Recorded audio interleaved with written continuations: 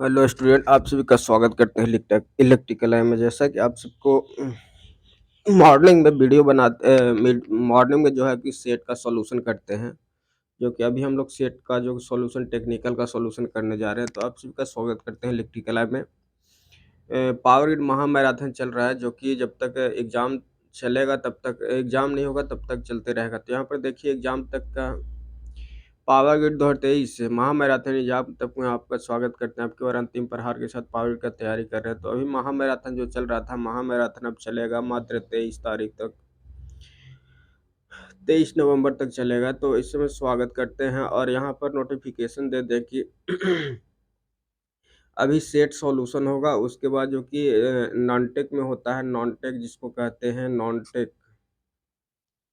Non tech कहते हैं, तो उसमें जो कि करंट हो जाएगा। उसके बाद स्टैटिक जीके होता है, उसके बाद हिस्ट्री होता है। तो ये सारा का जो कि क्लास होता है। उसके बाद जो होता है वॉल्यूम 2 का जो कि बहुत अच्छा क्वेश्चन आता है। कंट्रोल सिस्टम हो गया, यहाँ पे कंट्रोल हो गया, और यहाँ पे हो गया पावर इलेक्ट्रॉनिक्स हो गया। उसके बाद जो होता है बेसिक इलेक्ट्रॉनिक्स होता है, इसके बाद डिजिटल इलेक्ट्रॉनिक्स होता है। तो इसी तरह से हम लोग महा मैराथन में अभी चला रहे हैं क्लास। तो आप सब जुड़े रहिए और अपना तैयारी करते रहिए। तो अभी जो हम लोग सॉल्यूशन करने जा रहे हैं टेक्निकल का सॉल्यूशन करने जा रहे हैं। तो आप सब जुड़े रहिए। और एक और नोटिफिकेशन है कि ज्ञान और मोक्ष की धरती से अगर आप हैं, गया से आप हैं, तो गया में अभी ऑफलाइन सेट प्रैक्टिस चल रहा है, जो कि बाईपास गया में है। तो आप सबका स्वागत करते हैं वहाँ पे। अगर आप ऑनलाइन सेट मारना चाहते हैं तो ऑनलाइन के लिए आप टेलीग्राम चैनल से जुड़ जाइए इलेक्ट्रिकल आई से। वहाँ पे आपको पीडीएफ प्राप्त हो जाएगा, और पीडीएफ का सॉल्यूशन देखिए इस तरह से मिल जाता है। तो आप इसी तरह से सेट मार्केट कमेंट में आंसर बता सकते हैं। अगर क्वेश्चन पूछना होगा तो क्वेश्चन पूछने के लिए डेली जो कि सेट प्रैक्टिस सेट सॉल्यूशन का होता है, सेट सॉल्यूशन का कम्युनिटी टैग डाल देते हैं। उसमें आप अपना नंबर बता करके अपना क्वेश्चन पूछ सकते हैं, क्वेश्चन नंबर पूछ सकते हैं। तो चलिए शुरू करते हैं आज का जो कि क्वेश्चन सॉल्यूशन करने के लिए है। इसको छोटा कर देते हैं, उसके बाद देखते हैं क्या क्या क्वेश्चन है।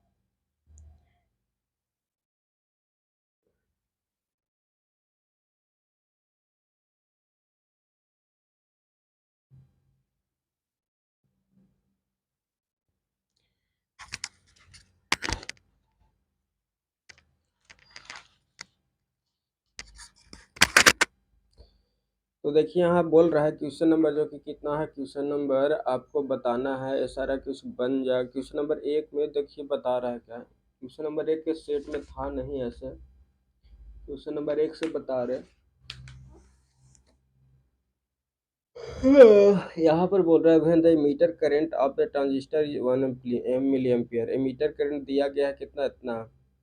And the current collector current जो कि दिया गया है बाई चेंज बाय इतना दिया गया। तो अल्फा का मान पूछ रहा है। तो यहाँ पर देखिएगा जो कि क्या दिया गया, इमीटर करंट दिया गया है जो कि 1 मिली एम्पियर दिया गया है। उसके बाद जो कि कलेक्टर करंट चेंज करता है। तो कलेक्टर करंट जो कि क्या हो गया, अल्फा बीटा जो कि जो होता है वहाँ पर द वैल्यू ऑफ अल्फा का मान पूछ रहा है। तो अल्फा बराबर जो फार्मूला होता है सीधा जो कि आई सी अपॉन जो कि आई हो जाता है। तो यहाँ पे अगर पुट करेंगे इसमें तो आपको आंसर आ जाएगा। देखिए कि अल्फा का मान दिया गया current collector current change bye इतना दिया गया है। तो अल्फा का मान 0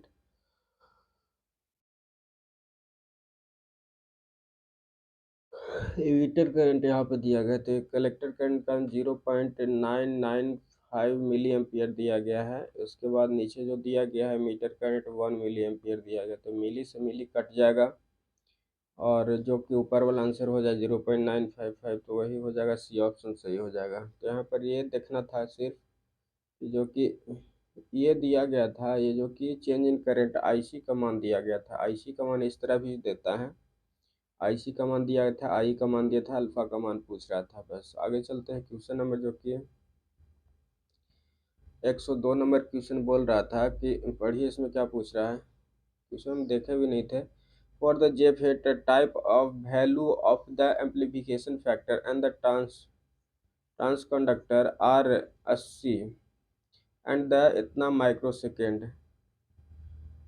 कैलकुलेट द डायनेमिक रेजिस्टेंस निकालने के लिए इसमें बोल रहा है। तो यहाँ पर देखिएगा जो कि दिया गया यहाँ पे पहला में दिया गया है जो कि एम्प्लीफिकेशन फैक्टर म्यू से सूचित करते हैं, इसमें 80 दिया गया है एम्प्लीफिकेशन फैक्टर, और कंडक्टेंस का मान जीएम दिया गया है 200 माइक्रोसेकंड दिया, कंडक्टेंस सीमेन 200 माइक्रो सीमेन दिया गया और इसका मान इतना दिया गया। तो कह रहा है कि calculate the dynamic resistance. R of D का मान पूछ रहा है। आर ऑफ डी एक इक्वेशन होता है, सीधा लिख लीजिए, जो कि एम्प्लीफिकेशन फैक्टर बराबर फार्मूला होता है कि R of D into G of M होता है। तो आर ऑफ रेजिस्टेंस हो गया यहाँ से रेजिस्टेंस, और ये क्या है कंडक्टेंस हो गया। तो इसमें एक रिलेशन होता है, तो इस पर देखिए पुट करिएगा, रेजिस्टेंस का मान निकल जाएगा। आर ऑफ डी यहाँ से निकालना चाहेंगे तो R of D equal to क्या हो जाएगा, म्यू अपॉन जो कि जीएम हो जाएगा। तो म्यू अपॉन जीएम का मान जो कि म्यू 80 दिया गया है, जीएम का मान जो कि कितना है 200 गुने 10 के पावर -6 दिया गया। तो इसको सोल्व करेंगे तो आ जाएगा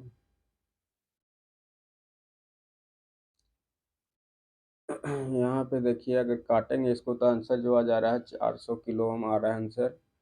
तो इस तरह से बना सकते हैं। क्वेश्चन नंबर 3 में देखते हैं क्या पूछ रहा है। क्वेश्चन नंबर 3 पूछ रहा है for the constant load maximum efficiency of transformer value क्या होगा। तो मैक्सिमम एफिशिएंसी क्या होता है यूनिटी पावर फैक्टर पर, जो कि यूनिटी पावर फैक्टर पर होता है 103 का ऑप्शन 2 ही सही हो जाएगा। यूनिटी पावर फैक्टर पर मैक्सिमम एफिशिएंसी होता है। एनर्जी एकदम लॉस हो चुका है। इंटरेस्टिंग सेमीकंडक्टर टेम्परेचर कोफिशिएंट क्या होता है, तो इसका ऑप्शन देखिए अब अगला पेज में है, तो अगला पेज को निकालते हैं। थोड़ा सा थकावट महसूस हो रहा है। तो निगेटिव टेम्परेचर कोफिशिएंट होता है इसका, या ऑप्शन नंबर जो कि है 3 का ऑप्शन नंबर बी हो गया। तो पॉजिटिव टेम्परेचर कोफिशिएंट क्या होता है द मैक्सिमम 3 सी ऑप्शन सही हो जाएगा, निगेटिव टेम्परेचर कोफिशिएंट होता है इसका। अब देखेंगे इसमें क्वेश्चन नंबर बाकी सब बनने वाला है, अगर आपको नहीं बन रहा होगा तो कमेंट में बताइएगा, उसको फिर से आगे अगला जो होगा सॉल्यूशन उसमें बता देंगे। क्वेश्चन नंबर जो कि 17 है, क्वेश्चन नंबर 17 बनाने लायक है। तो 17 में देखते हैं क्या क्वेश्चन पूछ रहा है 17 वाला। देखिए क्वेश्चन नंबर 17 बोल रहा है कि with the fall in temperature fall करा the resistivity of all normal metal क्या होगा। टेम्परेचर अगर कॉन्स्टेंट टेम्परेचर डिक्रीज कर रहा है तो टेम्परेचर कोफिशिएंट क्या होगा। तो टेम्परेचर कोफिशिएंट तो 17 का जो कि ऑप्शन नंबर जो कि हो जाएगा सही कह रहा है, डी ऑप्शन हो जाएगा, टेंस टू बी 0 हो जाएगा। यहाँ पे देखिएगा कि जो कि टेम्परेचर कोफिशिएंट कह रहा है with the fall in temperature अगर गिर रहा है the resistance of the material normal क्या होगा, टेंस टू बी 0। 17 का जो ऑप्शन नंबर डी कह रहा है, थोड़ा सा इसमें गलत दिख रहा है।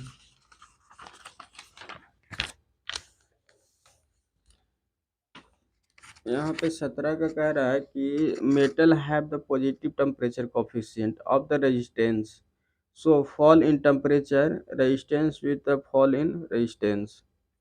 जो कि यहाँ पर देखिएगा जो कि I² R होता है, टेम्परेचर हीट बराबर जो कि होता है सीधा I² R होता है।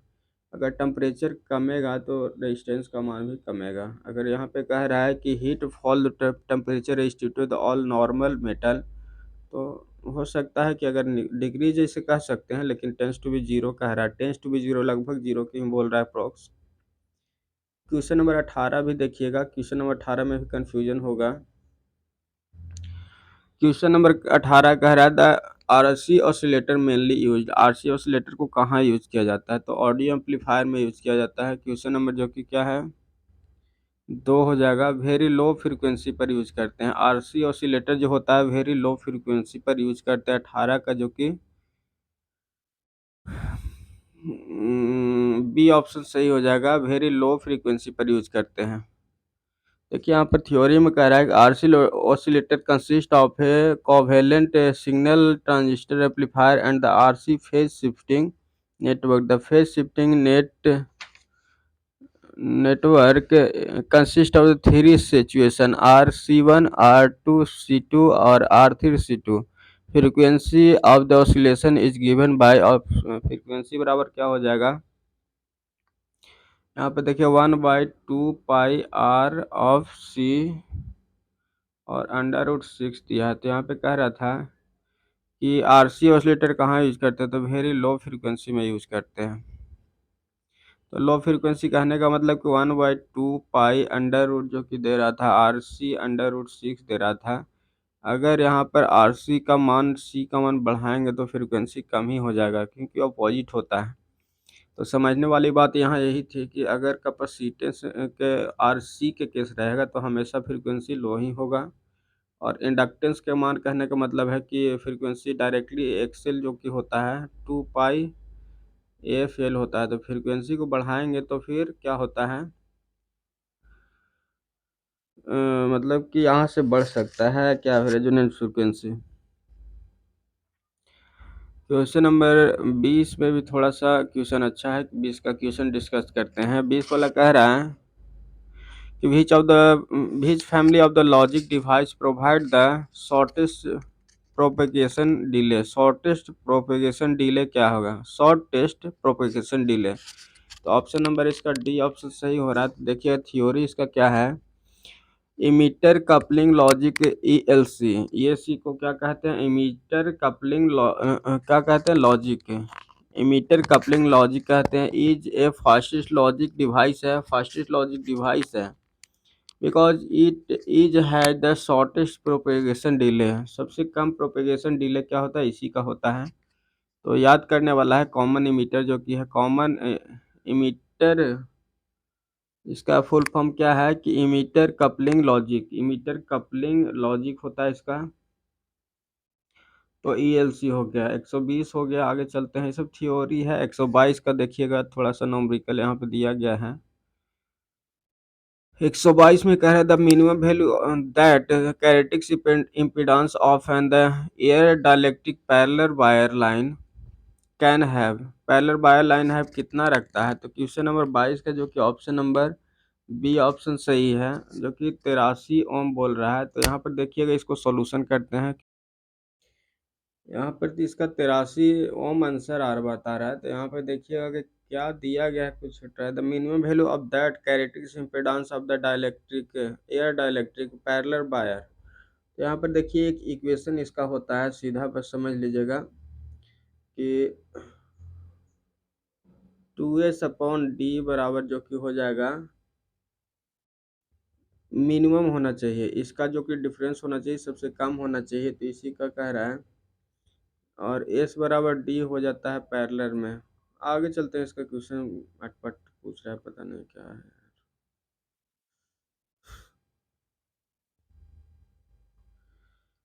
क्वेश्चन में जो कि देखिएगा 25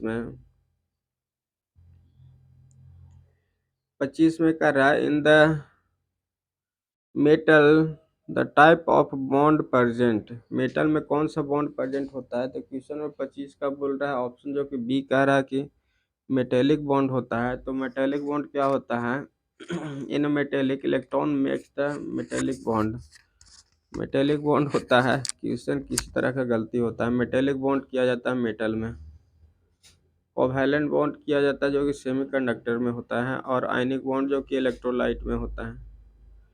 क्वेश्चन नंबर 27 देखिएगा, क्वेश्चन नंबर 27 का देखिए कह रहा है, a crystal filter is equivalent to, crystal filter जो कि होता है इक्विवेलेंट किसका होता है। तो इसका ऑप्शन नंबर ए कह रहा है कि सही है, a high Q series resonant circuit. कह रहा है crystal filter equivalent, crystal filter किसके इक्विवेलेंट होता है, तो क्वालिटी फैक्टर जो कि सीरीज रेजोनेंट सर्किट में होता है। क्वेश्चन नंबर 27 का थ्योरी कह रहा है कि एक्चुअल क्रिस्टल एक्चुअल जो कि ऐसे बना होता है, उसके बाद इक्विवेलेंट सर्किट जो कि इस तरह से बनता है, रिप्रेजेंट करता है and represent the parallel represent in इस तरह से क्रिस्टल फिल्टर इक्विवेलेंट बोर्ड। तो ये भी याद करने वाला है। देखिए यहाँ पे कह रहा है कि it a high Q series resonance circuit कहता है कि a high Q series resonance circuit होता है। और यार मोड खराब है। क्वेश्चन नंबर 32 कह रहे हैं, क्वेश्चन नंबर 32 में क्या कह रहा है? क्वेश्चन नंबर 32 क्वेश्चन नंबर 32 में कह रहा है कि एसी जनरेटर है द इंटरनल इम्पीडेंस जो कि 12 और जे ए दिया गया है ओम इंटरनल दिया गया and the produce the short circuit current produce कर रहा है। आगे वाला पेज में, आगे वाला पेज लाते हैं।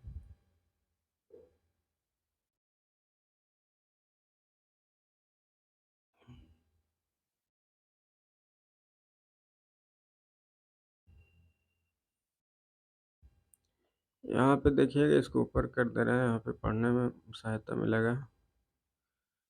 कह रहा है कि एसी जनरेटर है द इंटरनल इतना इम्पीडेंस दिया गया है and the produce the short circuit current 4 ampere करता है। If the load of the generator is adjusted, load को एडजस्ट करते हैं, the maximum steady state current is deliver, कितना स्टेडी स्टेट करंट को डिलीवर करेगा। तो इसको देखते हैं,